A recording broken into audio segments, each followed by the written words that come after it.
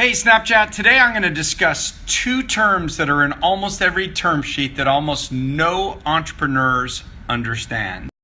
The first term, and probably the more important one for you to understand, is called drag-along rights.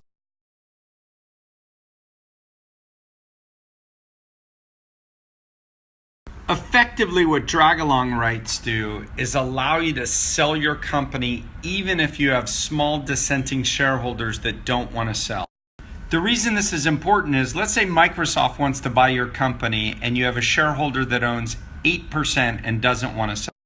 Microsoft doesn't want to buy 92% of your company. They want to either buy your company or not buy your company. And that 8% can't become a holdup to your deal. That's why you secure the right to drag investors. And frankly, a big investor like myself doesn't want to be held up by a small investor on a deal. The critical thing for you as an entrepreneur to look at is, what is the threshold that determines whether you can drag somebody? Sometimes I've seen investors use this as a way to actually block a transaction. So as a founder, you fought really hard for investors not to have blocking rights on a deal, only to find out that they legally have blocking rights that you didn't understand because you didn't understand drag-along rights. Let's say the threshold on drag-along rights is set at 80%. You need 80% approval of a deal in order to drag everybody else.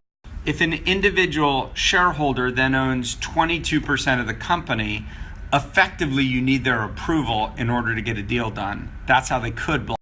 I know most lawyers will tell you that people generally don't use drag-along to block deals. I've seen it happen. And often they don't block the deal outright. They use their drag-along block to secure something for themselves in the deal that they want.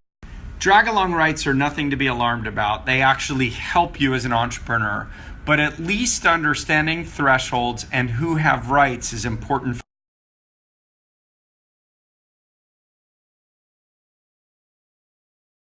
The second related term that people talk about is a tag-along right. Tag-along rights allow investors, if other investors are selling, to be able to tag along with the sale of their stock. This is not when your company is selling, but when individual shareholders are trying to sell stock.